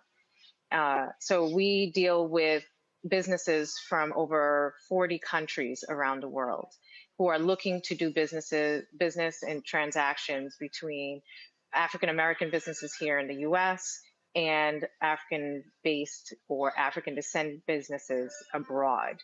And what I feel is going to happen is that we're going to start to ostracize ourselves from the rest of the world. And oftentimes, most Americans have not left the country, and we go according to what we are told, what we are shown on TV, and have no idea in regards to what is going on in other parts of the world and how advanced and how they are able to operate without the U.S. And so I think we are going to start to see things moving away and everyone else getting to play in the sandbox, and we're left out. And if we're not able to leverage the relationships that we have, apart from what the government is doing, especially as Black businesses, as the Black communities around the world, we are going to be left behind along with it, because we are going to be just casualties in what someone is doing to take control, and it's not in our benefit. Reese, your thoughts on what Trump has been saying, or general questions for what Jennifer is talking about as it relates to her business and the chamber and the international work they're doing? Well, normally, out of respect for our guests, I would ask a question, but it was like 50 to 100 bullshit claims that Trump made, so I have to use my time to see what he said. Go for it. My blood is boiling right now from listening to that. Oh no, for so it's long. true. So let me just be clear on a couple of things. Number one, this time last year, the American economy was adding over $100,000. I'm sorry, over 100,000 jobs per month. The jobs report came out and said that Trump's economy is adding 15,000 jobs a month. And that was a revision of 250,000 jobs downward. Supposedly 70,000 jobs were created in July. Let's see what the revision comes out with the new statistician if they don't fire them first for reporting the real numbers. Trump said that EU is paying all this money. Japan is paying all this money. These countries are not paying the tariffs. Americans are paying the tariffs. The hundreds of billions of dollars that Donald Trump is bragging about raising in tariff money is being paid by Americans. This is the largest tax increase on Americans since Donald Trump's last tax increase on Americans through the tariffs that he put on China in his first administration. And so Americans are paying the tariffs. Now, we haven't paid as much in tariffs because Donald Trump's already irrational policy has been irrational and erratic. So many of these tariffs have been paused and then they've restarted, except for the ones on China and the ones on Canada or whoever else. And so today was the last day from which the ones that didn't kick in on August 1st have finally kicked in. And so the deals, so-called deals that Donald Trump is negotiating will result in every single country having a tariff percentage of more than 0%, which means that every time we import a product from around the world and we have a global supply chain and a global economy, we are paying taxes on that. And for products that do not have the profit margins for the tariffs to be sustainable without increasing cost, and where costs are going to be so high that consumers will no longer buy it, we just won't have those products anymore. I talked to some MAGA people, and not even MAGA people. There are some people who aren't MAGA who say that, oh, tariffs are good because we need to produce American goods. That is not the intent of Donald Trump's policies by his own admission. Donald Trump is putting 50% tariffs on Brazil because he doesn't like that Bolsonaro is being prosecuted. What the hell does that got to do with the price of tea in China, or more accurately, the price of coffee in Brazil?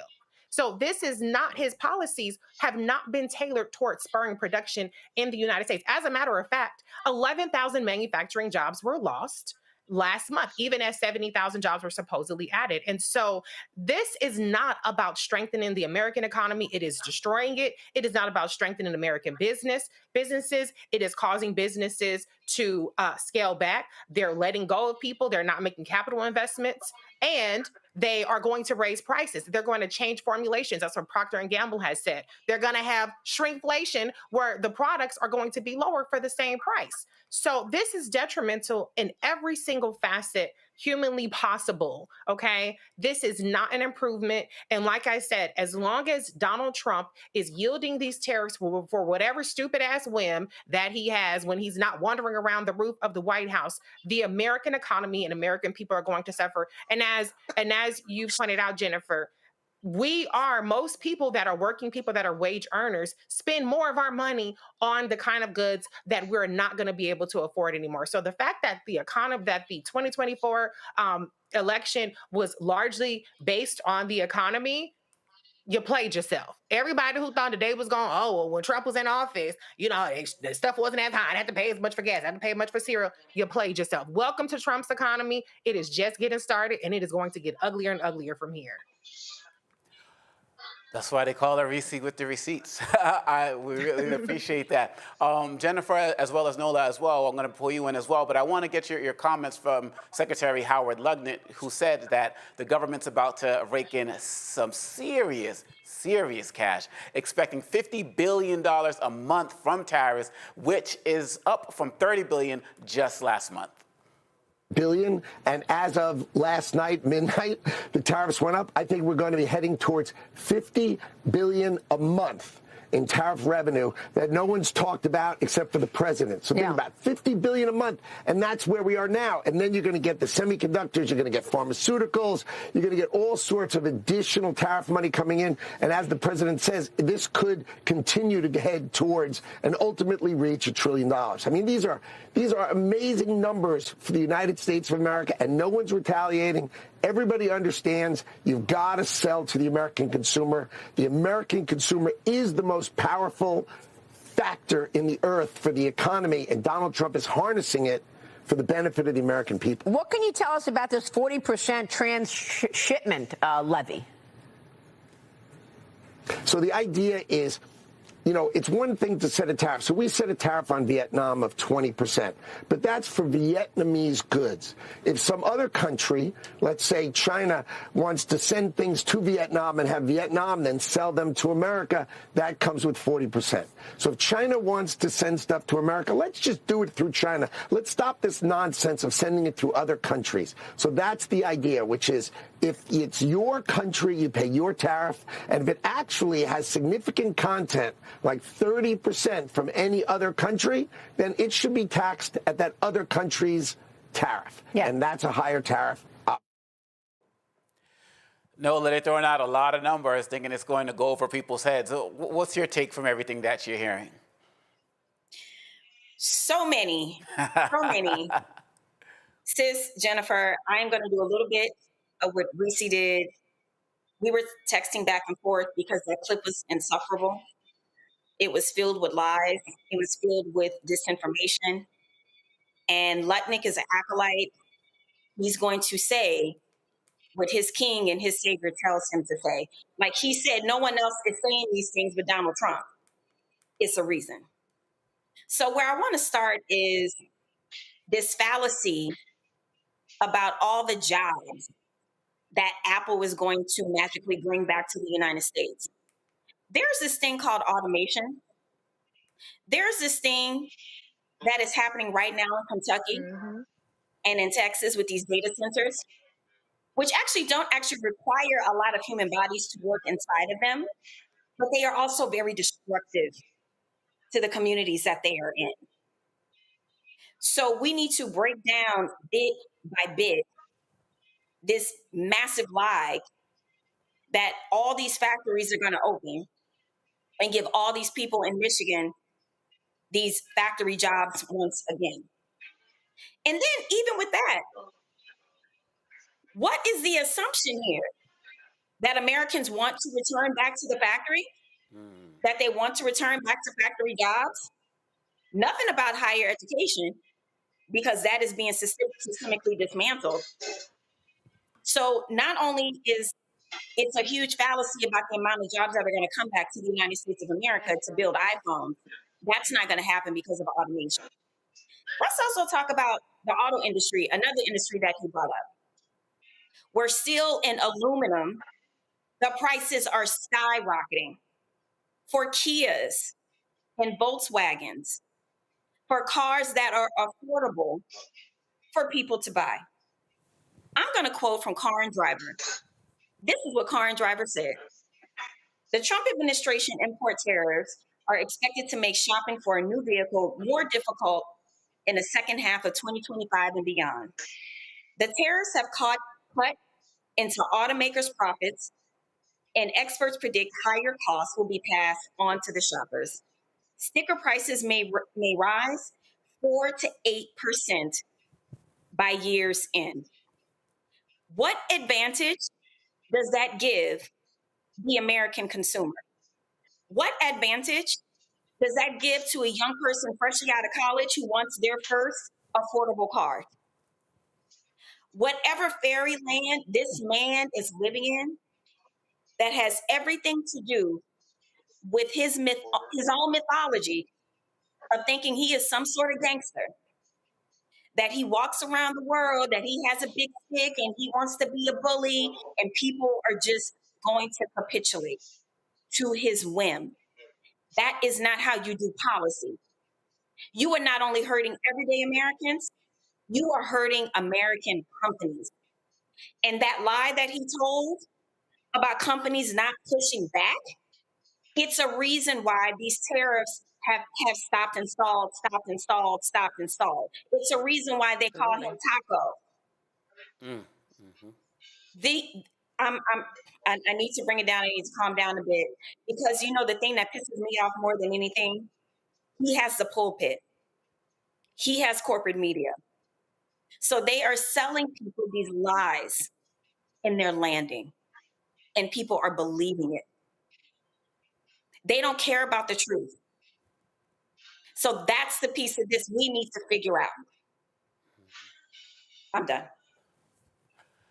Jennifer, I want to give you the last word. As somebody who represents a business on the ground, living this in real life, and somebody who's seeing this not only from a domestic, from an international perspective, what are your final thoughts as these tariffs get rolled out, as you look at your own business, as you hear these statements from Trump and Lutnick? What are your final thoughts here? Well, so our company, we serve governments and corporations, as well as healthcare facilities. And those are the entities that support the communities and consumers. If we can't maintain our price, we cannot provide affordable, competitive pricing for those that we supply to. And in that case, they're not going to be able to do the same for their consumers. What's going to happen is everything that we're seeing now, we hear all of these things about these big tech companies coming in, but they're tech. Their job is to find more ways to eliminate the use of human necessities within those industries and make more technologies to minimize human use. So like what was said, we're not going to have jobs. And remember, we can't eat data chips. We can't drink, data power, and you know what I mean. So there are things that we need that is not going to be sustainable. We don't have enough land. We don't have enough people with the skill sets, and we don't have the raw materials that's necessary. So we're going to still need to import products, even if we make all of the factories for everything. And we're not capable of doing that. We're a country of consumption. We don't have the skill sets to be able to produce and maintain this in a long-term basis. And also, this isn't going to happen overnight. Factories do not get built in a week. That's right. So what we're hearing is that we're going to have to suffer, if this is actually what's going to happen, which I'm not sure. We're going to have to suffer for how long? How many years is it going to take to build all these factories to be able to produce what we're going to need to sustain this country? And then who's going to do all that work for minimum wage or less than to be able to maintain the cost that we need to be able to purchase these? I just don't see it happening anytime soon.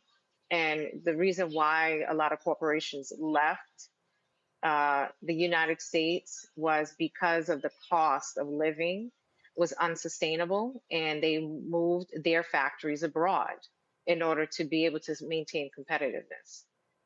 I don't see how that's not going to happen again. Jennifer Barbossa, CEO of International Supply Partners, thank you so much for joining the show, and please keep us posted on how things are going in your business as well. Thank you. Thank you. And we'll be right back with more Roland Martin Unfiltered right here on the Black Star Network. Next on the Black Table with me, Greg Carr. The United States is the most dangerous place for a woman to give birth among all industrialized nations on the planet. Think about that for a second. That's not all. Black women are 3 times more likely to die in this country during childbirth than white women. These healthcare systems are inherently racist. There are a lot of white supremacist ideas and mythologies around Black women, Black women's bodies, even Black people, that we experience painless, right? Activist, organizer, and fearless freedom fighter Monifa Akinwole Bandele from Moms Rising joins us and tells us this shocking phenomenon, like so much else, is rooted in unadulterated racism. And that's just one of her fights. Monifa Bandele on the next Black Table here on the Black Star Network. Hi, everybody. I'm Kim Coles. Hey, I'm Donnie Simpson. Yo, it's your man Deion Cole from Blackish, and you watch Roland Martin, Unfiltered.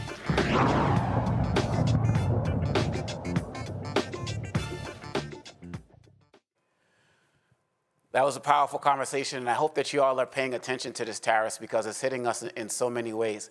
We want to talk about universities right now, coming back to this school thing.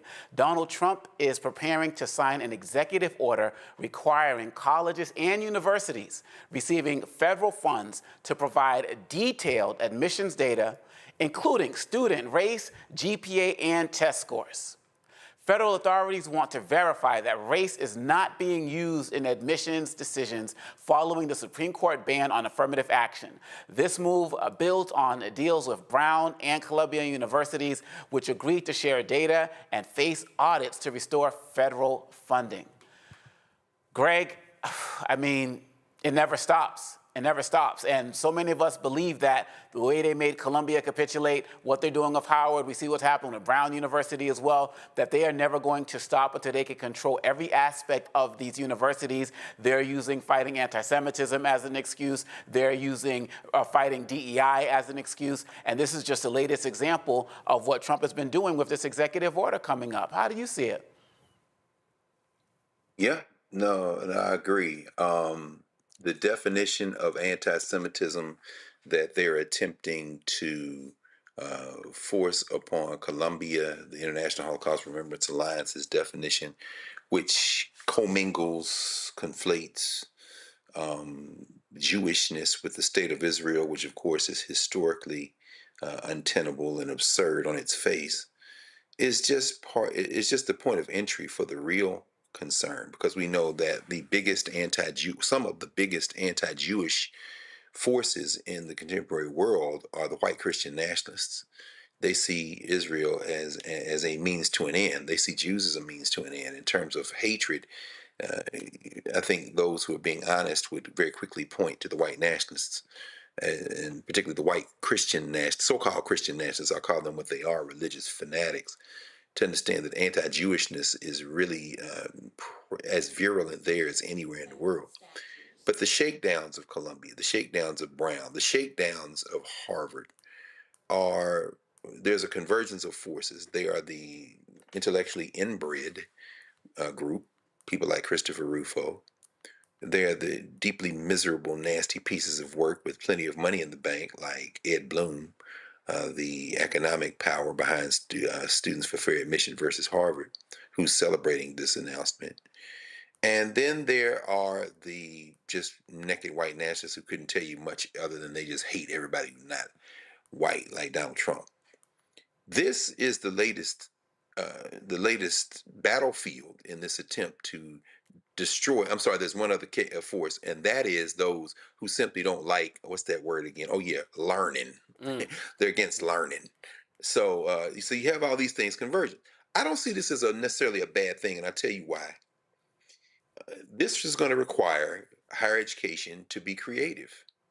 If you're going to offer scholarships, then do it to people who are local. Do it and word it in a way that you kind of cast your net so you can curate a student body that reflects the demographics of your region, that continues to have non-white students and in fact can increase that number.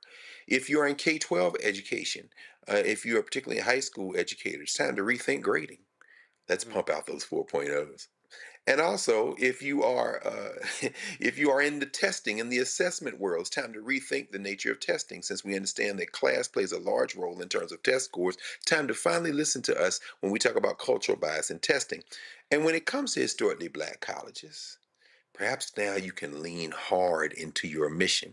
And instead of trying to become blackface white schools, you can put admissions criteria in place, which are crafted in such a way as that you can curate a student body that has admission criteria that inject a lot more culture into how you decide on who is going to come in.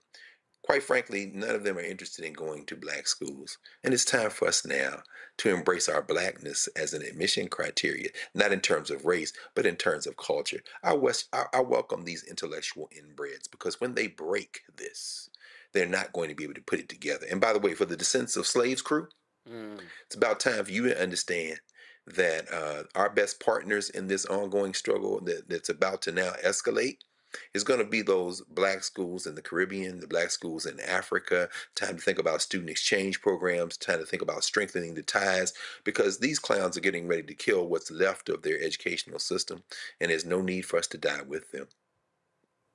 I hope they're listening. I hope they're listening. Nola, what's your take? You're also in these classrooms and some of these schools that we've talked about as well. These are schools that you've been at as well as a student as well. How do you see what's going on? No doubt, no doubt. I can start with my litany of problems with this tactic of browbeating, but it's ignoring so many systemic issues that cause the situation that we're in. Not only am I a product of certain programs that are now called diversity, equity, and inclusion, that at one point they were called social justice programs, or whatever you want to call it. Coming out of the education system in California, that I was not only a part of, but I worked in for many years. So I have a very unique perspective about the reality of the situation, not just the emotionality and the lies that are being told. So something that Greg said, I agree with, but for different reasons. One of the reasons why many of these programs exist in higher education is because high schools are horrible. Your elementary school, your middle school is horrible. So what a lot of these programs do, they identify the talent, even in these situations that are systemically broken. And they give them the tools to compete. It isn't just opening the door because you check Black on an application.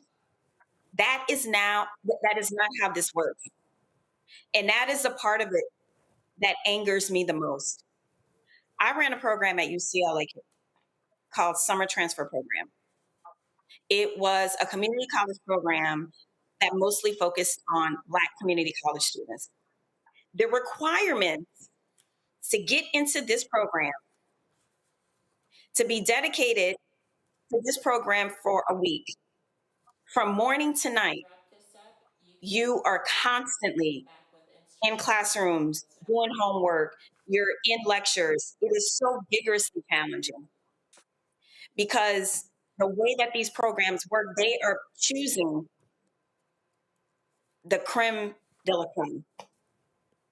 This lie that any and everybody can just get in through DEI programs is exactly that, a lie. So the opportunity that I see here is for these states to really make investments in the education system, because I know the talent that exists, because I've been there, I've worked with them, and I've helped them get to four-year institutions, and I know how hard that work is. They need help at the high school level, so they won't have to jump through the extra hoops of these programs for them to get to the colleges that they want to get to. And so, my thoughts and feelings about this as an educator, as someone who worked, coordinated these programs, the thing that breaks my heart the most is that this is used as a foil to just simply get rid of Black and brown bodies on these campuses. And they are using a very serious problem of anti-Semitism as the reason. And that is the unfortunate part of how they weaponize identity, while they also cry about their own identity politics and how people hate white people, especially white men, when white men are doing the evil thing day after day after day.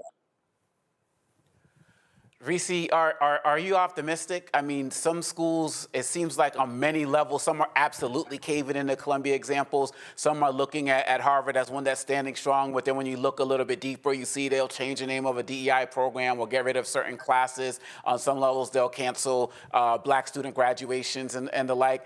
Do you feel like universities are going to end up taking a stand? Are they going to capitulate? How do you see this going?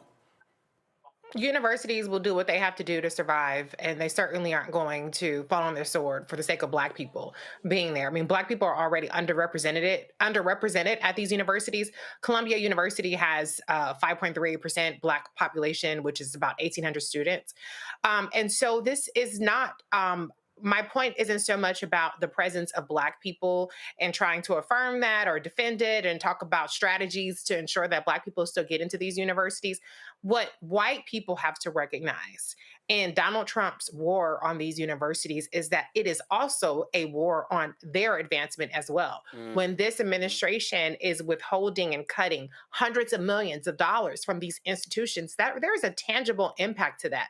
That is going to result in fewer opportunities for them while they're at these universities, going to result in a diminished education while they are there, and closing pathways for them. I mean, a big part of the middle class and upper middle class in this country is built through things like research. It's built through education. It's built through engineering, all of the things that this administration is waging war on. And so what white people have to determine is how convicted are they in the idea of having zero black people as opposed to having an institution that is working for them. Because it's already working for them. It's definitely working for them better than it's working for anybody else.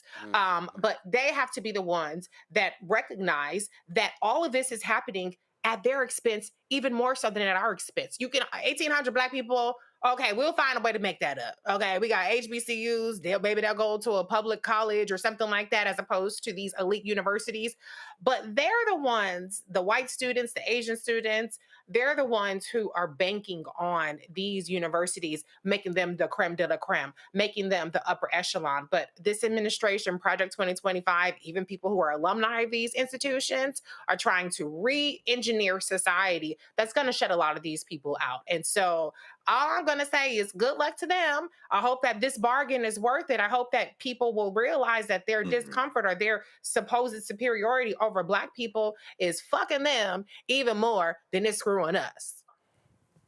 That's real talk. That's real talk. All of y'all's responses. I mean, people need to be paying attention to all of this. And so I really appreciate you all sharing that. And of course, we'll be keeping an eye on that right here on the Black Star Network. We're actually going to take one more break, and we'll be right back with more Roland Martin Unfiltered, live right here on the Black Star Network. Week on the other side of change. Diaspora wars. The internet has been swarmed. Who has a right to blackness and black culture? Who is overrepresented, underrepresented? It's too much. It's making us dizzy. We don't have to be prideful without this air of superiority, right? All stories matter within this black sphere that we exist in. Only on the other side of change on the Black Star Network. What's up, y'all? This is Wendell Haskins, a.k.a. Win Hogan at the original T-Golf Classic. And you know I watch Roland Martin Unfiltered.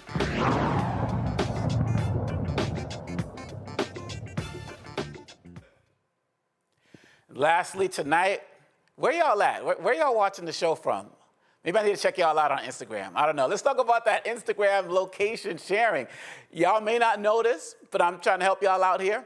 Instagram's new location feature could put your safety at risk, y'all. We got to be mindful of what's going on.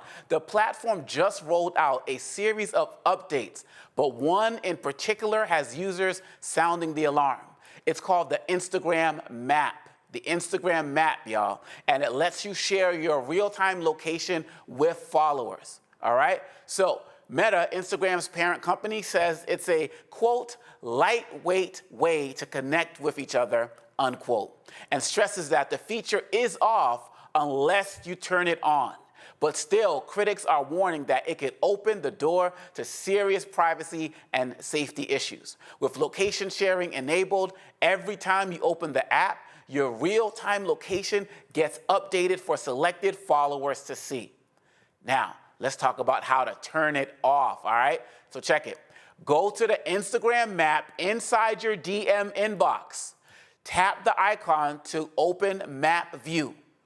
Hit the settings gear, then tap open settings. From your phone settings app, choose never under location access. Now, y'all know we live after the show. You can rewind and get those instructions again, but this is something y'all gotta really pay attention to because this is no joke, and probably a lot of these other apps are doing it. Real quick, I wanna get takes from the panel. Nola, your thoughts on this? I mean, look, I'm a national security girl. That's why I went to you. All my stuff is locked down. If I wanna text my friends, I'm gonna text recently like, girl, where you at? I don't need to know where she at on Instagram. I mean, it's the reason why I'm not on the TikTok and a lot of these kind of apps that have these vulnerabilities. It is dangerous. You know, folks on the West Coast, they are warning that it is a way for you to be targeted by immigration officials. And the way in which these tech billionaires are moving in tandem with this administration, I don't have any proof of that, but I wouldn't doubt it. So in this new America that we're in, please take safety precautions. Just no one needs to know where you are. You know, when you're ordering on Uber Eats, turn it on for that moment. You don't need to have your location on all the time. And I want to take it a step further. Please stop posting where you are. Tell people where you are when you leave. Now, the three of us are in a precarious situation because sometimes we may have a speaking event or something like that, and we want people to actually come and support, so we have to announce who we are. But for the larger part of my life, I keep all that information private because we're moving in a very different world, and people really need to up their situational awareness game. So please turn off your location information. We are not living in safe times. Unfortunately, we're going to have to wrap it up tonight. I want to thank our panel. Thank you so much, Nola. Thank you, Reese. And thank you, Greg, for joining us on Roland Martin Unfiltered right here on the Black Star Network. Please support the Black Star Network on all of our platforms. Please make sure you're contributing to the Roland Martin Black Star Network as well. We can't do this without your support. Roland will be back. I'm Dr. Gbenga Ajilore. So happy to be here tonight, and I will see you all next time. Holla.